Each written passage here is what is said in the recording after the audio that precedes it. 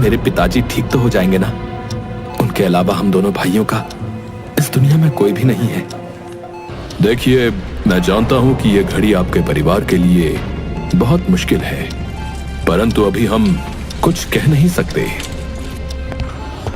ऐसा कहकर doctor operation theatre की ओर चल पड़ा। मोहन और जगदीश का दिल जोर जोर से धड़क रहा था और इसी के साथ ऑपरेशन थिएटर की लाल बत्ती बंद हुई, दरवाजा खुला और डॉक्टर बाहर आए। देखिए, हमने साम दाम दंड भेद सब कुछ करके देख लिया। यह आपके पिता का आखिरी समय है। आप चाहें तो उनसे मिल सकते हैं। दोनों भाइयों का दिल बैठ गया। दोनों जैसे तैसे करके अपने पिता के पास पहुंचे। तुम्हारी माँ तो तुम्हारे बचपन में ही हम सबको छोड़कर चली गई थी। अब मेरा भी समय आ गया है मेरे बच्चों। तुम्हारे दादा की विरासत को मैंने खूब आगे बढ़ाया। बच्चों, मैं जिस नई कंपनी के प्रोजेक्ट पर काम कर रहा था, उसे तुम दोनों मिलकर आगे ले जाना। गांव में बहुत उन्नति आएगी। और हाँ, कभी भी एक दूसरे का साथ मत छोड़ना। ऐसा कहकर पिता उन दोनों को प्रॉपर्टी के कागजात देता है। मैंने ये प्रॉपर्टी तुम दोनों में आधी आधी बांट दी है। जगदीश बेटा, तुम बड़े हो, अपने छोटे भाई मोहन का ध्यान रखना बेटा।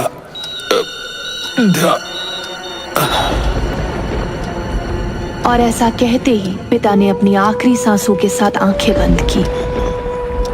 पिताजी, पिताजी, आप हमें छोड़कर चले गए। पिताजी!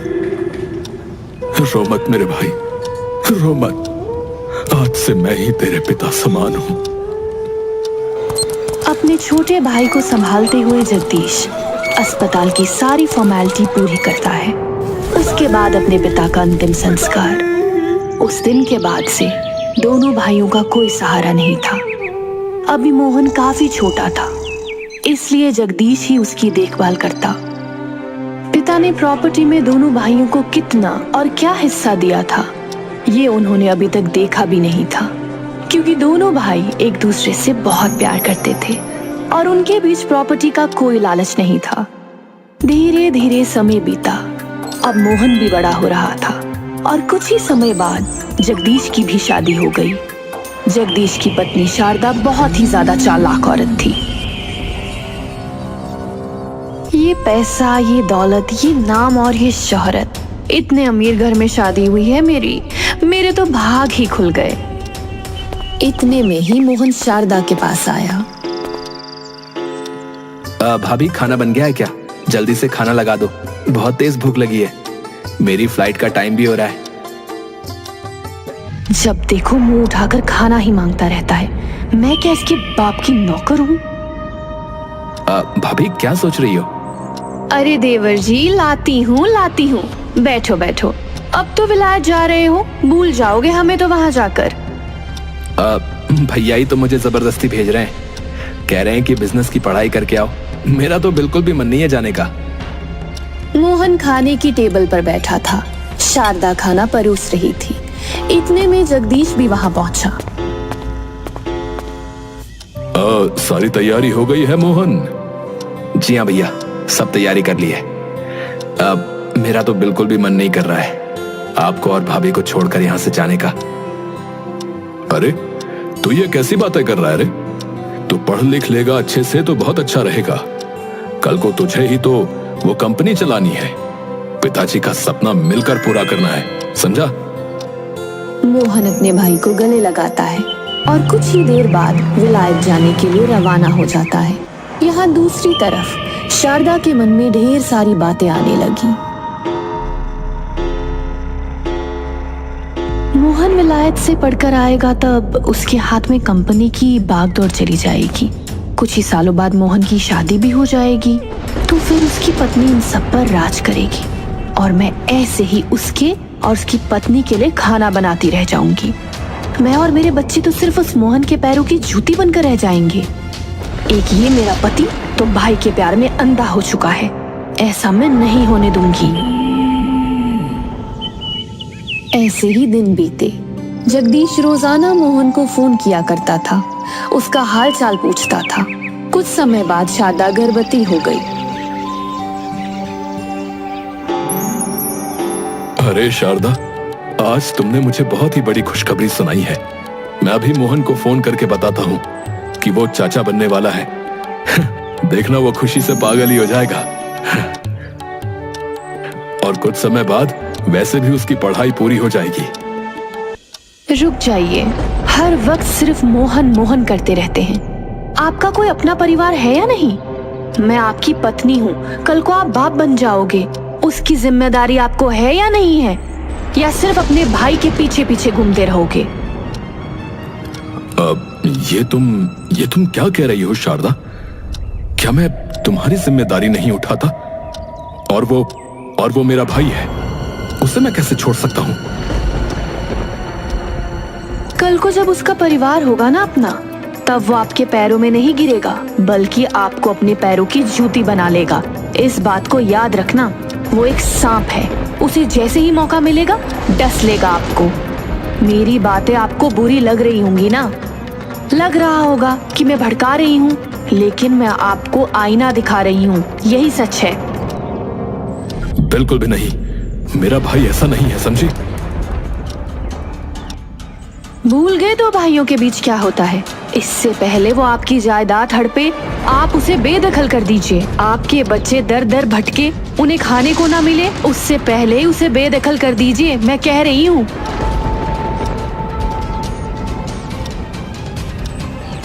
ऐसे ही रोज धीरे धीरे शारदा जगदीश के मन में मोहन के खिलाफ जहर बढ़ती थी और एक दिन वह कामयाब रही।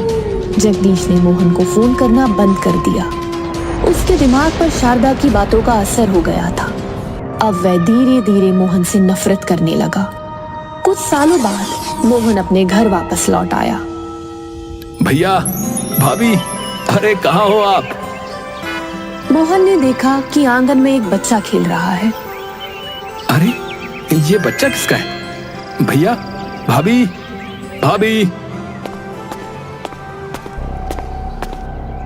आ गए प्यारे देवर जी, ये बच्चा आपके भैया का है। अरे मैं चाचा बन गया? अरे वाह, कितना प्यारा है, बिल्कुल अपने चाचा पर गया है। लेकिन भैया कहाँ है? मैं उनसे बहुत नाराज हूँ। इतनी बड़ी खुशखबरी और उन्होंने मुझे एक फोन तक नहीं किया। ये तो बहुत ही खुशी की बात है। इतने में जगदीश भी वहां पहुंचा। मोहन जगदीश को गले लगाने पहुंच ही रहा था कि इतने में जगदीश ने उसे रोक दिया।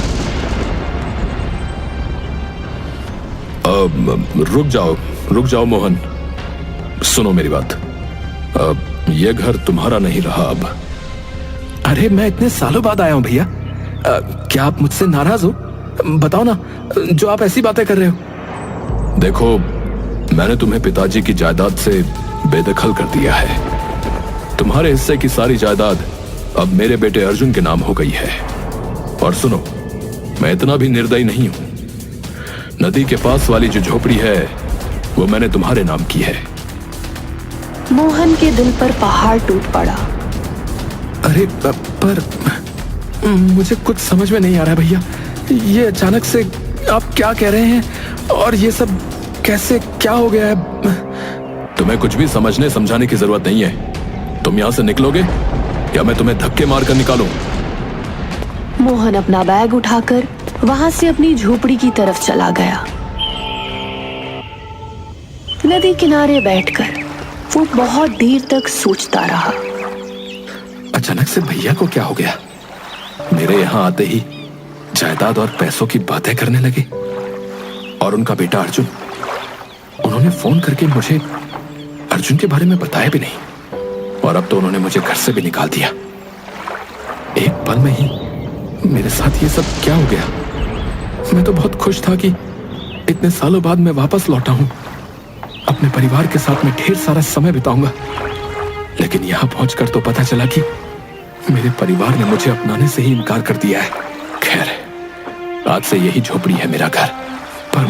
पर मैं इसमें रहूंगा कैसे? झोपड़ी में ना तो बिजली की सुविधा थी और ना ही खाना बनाने की। पानी के लिए बहती नदी के अलावा कोई और रास्ता नहीं था। अब मोहन गरीब भाई बन चुका था। जीवन गुजारने के लिए उसे कुछ ना कुछ तो करना ही था। वो अपने पिता के दोस्त मुंशी से जाकर मिलता है। मोहन बेटा, मुझे क्षमा करना, मैं तुम्हारी कोई सहायता नहीं कर सकता बेटा। तुम जानते ही हो कि मैं तुम्हारे भाई की ही कंपनी में कार्य करता हूँ। अगर उन्हें पता चला कि मैंने किसी भी तरह से तुम्हारी सहायता की है बेटा, तो वो मुझे निकाल देंगे। अब तुम तो जानते ही हो, मेरी बीवी बच्चे हैं। अगर मैं कमाऊंगा नहीं तो उनका क्या होगा बेटा? मैं समझ सकता हूँ काका।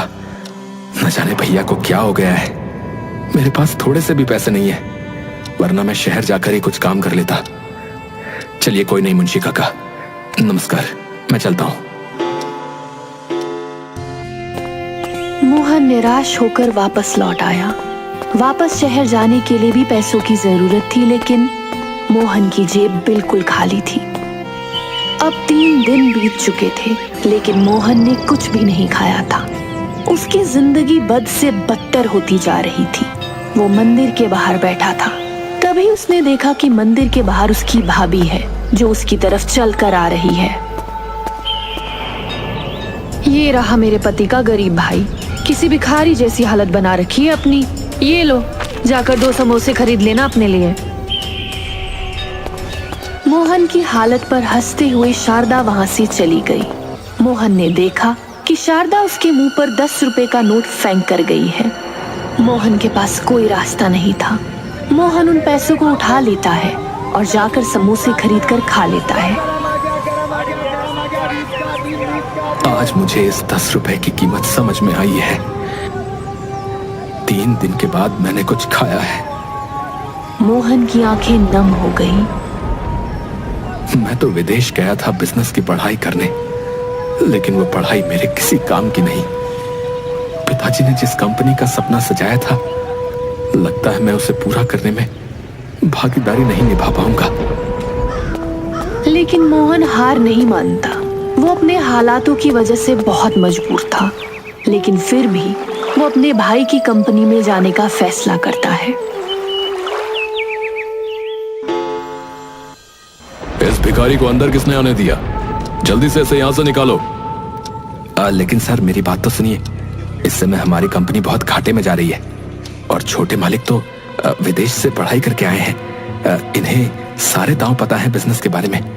अगर ये हमारी कंपनी में आ गए तो हमारी कंपनी फिर से पहले की तरह खूब नाम कमाएगी। सुनो मेरी बात, सबसे पहले तो उसे छोटे मालिक बोलना बंद करो, समझे? वरना मैं तुम्हारी जबान खींच लूंगा। अगर हमारी कंपनी घाटे में जाती है तो जाने दो, मुझे उससे कोई फर्क नहीं पड़ता। भैया, आप मुझसे इतनी नफरत करते कि पिताजी के सपने को डूबता हुआ छोड़ना चाहते? मेरा यकीन कीजिए, मैं पूरी ईमानदारी से अपना काम करूंगा। चाहे मुझे थोड़े पैसे कम दे देना, कम से कम उन पैसों से मैं 2 वक्त का खाना तो खा पाऊंगा। ये सुनकर जगदीश का मन पिघल गया। वो मैनेजर को हाँ का इशारा करते हुए वहां से चला गया। मुबारक हो मोहन बाबू, कल से नौकरी पर आ जाना। मोहन बहुत खुश हुआ। अगले दिन वो बिल्कुल समय पर कंपनी पहुंच गया। वो पूरी लगन से काम करता है। वो जानता था कि एक कंपनी को आगे बढ़ाने के लिए किन किन बातों को ध्यान रखना जरूरी है। वो एक नेता की तरह कंपनी के मजदूरों को गाइड करता है और देखते ही देखते उनकी कंपनी पहले की तरह ट्रैक पर आने लगी। सर जी, आप मानो या ना मानो, मोहन साहब के आने के बाद से ही हमारी कंपनी पहले की तरह अस्तित्व में आई है। अगर वो ना होते तो आज तो हमारी कंपनी के बाहर ताले लटक रहे होते। तुमने सही कहा, मैं उसे इसी काबिल बनता देखना चाहता था। सब जानते थे कि जगदीश के मन में कहीं ना कहीं मोहन के लिए प्यार अब भी जिंदा है, लेकिन वो उसे कभी बाहर नहीं आने देता था। लेकिन इस बात से शारदा बहुत नाराज थी। वो जानबूझकर मोहन की तनख्वाह बहुत कम रखवाती थी। मैं इतने समय से कंपनी में काम कर रहा हूं, मेरी वजह से कंपनी ने बहुत कुछ हासिल किया, लेकिन वहां की तनख्वाह से मैं केवल 2 वक्त का खाना ही ठीक से खा पाता हूं। मेरी झोपड़ी में आज तक मैं पंखा भी नहीं लगा पाया। वहां पर मेरे साथ मजदूरों की तरह सलूक होता है, लेकिन कोई बात नहीं, मैं पिताजी के सपने को ऐसे नहीं गिरने दे सकता। उस दिन जब मोहन काम पर पहुंचा तो उसने देखा कि चारों तरफ भीड़ है, और तभी जगदीश भागता हुआ आया और मोहन के गाल पर एक जोर का तमाचा लगाया। क्या बात है भैया? भाई मत बोल मुझे, भाई मत बोल मुझे। जिस थाली में खाते हो उसी में छेद करते हो। गद्दार कहीं के हैं? सही कहती थी शारदा तुम्हारे बारे में। मुझे कुछ समझ में नहीं आ रहा भैया, आप ये क्या बोल रहे हैं? कंपनी के अकाउंट से 20 लाख रुपए गायब हैं, 20 लाख रुपए। बताओ वो पैसे कहां गए? अय्याशी में तो उड़ा दिए होंगे तुमने, है ना? मैं बहुत गरीब हूं भैया, आप मेरी झोपड़ी में जाकर चेक कर लीजिए, उसमें आपको 1 रुपया भी नहीं मिलेगा। मैं नहीं जानता कि आप किसकी बातें कर रहे हो। अब आखिरी बार लॉकर की चाबी मैंने आपको ही दी थी मोहन साहब, उसके बाद से पैसे गायब हैं। भैया मुझे फंसाया जा रहा है, मैं सच कह रहा हूं, ये सब मैंने नहीं किया है। मैं कुछ भी दूध का दूध और पानी का पानी नहीं करना चाहता, समझे? वरना तुम और भी नीचे गिर जाओगे मेरी नजर में। मैं कहता हूं निकल जाओ ये गांव छोड़कर, हमेशा हमेशा के लिए चले जाओ यहां से। और आज से वो झोपड़ी भी तुम्हारे हाथ से गई, दफा हो जाओ यहां से। उसके बाद चौकीदार मोहन को धक्के मारकर वहां से निकाल देता है। मोहन के पास बिल्कुल भी पैसे नहीं थे कि वो शहर की बस पकड़कर शहर चला जाए। मेरे पास अब मर जाने के अलावा कोई और रास्ता नहीं है। मैं गरीब हूं, मेरी कौन सुनेगा? भाई ने मुझे गद्दार बोला, अपने ही पिता की कंपनी में चोरी का इल्जाम मुझ पर लगाया गया। अब मैं बिल्कुल जीना नहीं चाहता। वहां दूसरी तरफ ये सारा खेल शारदा के द्वारा रचा गया था। इसे कहते हैं सांप भी मर गया और लाठी भी नहीं टूटी। कल जब मेरे प्यारे देवर जी लॉकर में ताला लगाकर वापस आ रहे थे, मैंने बड़े ही प्यार से मूत्रा को उसकी गोदी में दे दिया और चाबी चुराकर लॉकर से 20 लाख रुपए गायब करे और दोबारा से चाबी देवर जी की जेब में डाल दी। दीवारों के भी कान होते हैं, मुझे ये सारी बातें यहाँ नहीं बोलनी चाहिए। रात काफी हो गई थी। शारदा जगदीश को खाने के लिए बुलाने गई। इतना जहर खिला दिया, क्या वो काफी नहीं है? ये कैसी बातें कर रहे हैं आप? क्या हो गया है आपको अचानक? क्या हो गया? क्या कह रही हो? तुमने ही लॉकर से 20 लाख रुपए चुराए हैं और इल्जाम मेरे भाई पर लगा दिया। कौन से पैसे? मैं नहीं जानती। आप किस बारे में बात कर रहे हो? झूठ मत बोलो, मैं बहुत अच्छे से जानता हूं, बता रहा हूं। मैंने सीसीटीवी में सब देख लिया था। तुम्हारी वजह से मैं हमेशा अपने भाई को गलत समझता रहा। मैंने उसे उसका हक भी नहीं दिया और आज तो उस पर इल्जाम भी लगाया, और वो भी सिर्फ तुम्हारी वजह से। अगर मेरे भाई ने कोई भी गलत कदम उठाया ना, तो उसकी जिम्मेदार सिर्फ तुम होगी, बता रहा हूं, सिर्फ तुम। और वैसे भी तुम्हें तो अब मैं तलाक ही देने वाला हूं। क्या? तलाक? मैं आपके पैर पड़ती हूँ, ऐसा मत कीजिए। मैंने बहुत बुरे कर्म किए हैं, मैं जानती हूँ, लेकिन हूँ तो मैं आपके बच्चों की ही माँ ना। ऐसा मत कीजिए, चाहे तो मुझे सजा दे दीजिए, लेकिन तलाक नहीं। कितने में ही डॉक्टर का फोन आया। न जाने डॉक्टर ने ऐसा क्या कहा कि जगदीश भागता हुआ सीधे अस्पताल पहुंचा और शारदा भी उसके पीछे पीछे अपना बच्चा गोद में उठाए वहां चली गई। जगदीश देखता है कि उसका भाई अस्पताल में एडमिट है। देखिए, आपके भाई ने छत से कूदकर आत्महत्या करने का प्रयास किया है। वो तो भला हो कि आसपास के लोग सही समय पर वहां पहुंच गए, और उन्हें यहां ले आए। एक काम करिए, आप जल्दी से फॉर्मेलिटी पूरी कर दीजिए। ऑपरेशन का समय निकला जा रहा है। खून बहुत बह चुका है, खून की भी आवश्यकता है। मैं दूंगा अपने भाई को खून, मैं दूंगा। और इसके बाद जब मोहन की आंखें खुली तो वो अपने बगल में जगदीश को देखता है। उसके हाथों में सुइयां लगी थी। वो समझ जाता है कि जगदीश का खून इसकी रगों में बह रहा है। जगदीश की आंखों में आंसू आ गए।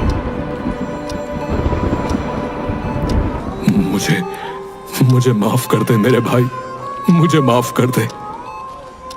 तेरी भाभी की वजह से मैंने तुझ पर बहुत शक किया रे। तुझे हमेशा नकारता ही रहा, लेकिन अब मैं उसे तलाक दे रहा हूं। तू चिंता मत कर।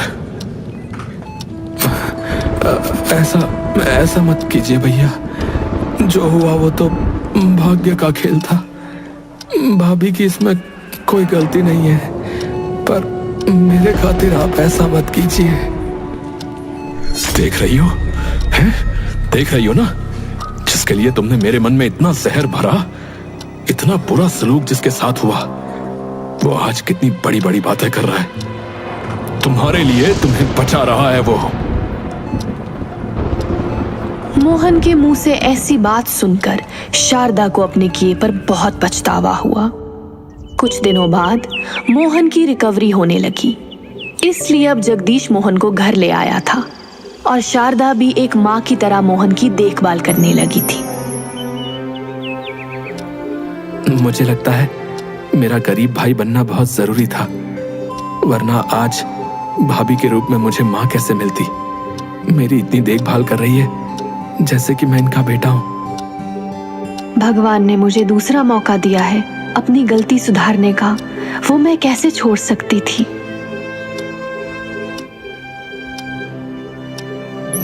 और अब एक बार फिर से मोहन और जगदीश के बीच का प्यार लौट आया। अब उनका हंसता खेलता परिवार खुशी खुशी जीवन जी रहा था। दोनों भाई मिलकर कंपनी का नाम खूब रोशन कर रहे थे और कोई भी अमीर या गरीब भाई नहीं रहा, बल्कि ये बंधन अब और भी ज्यादा गहरा हो गया था।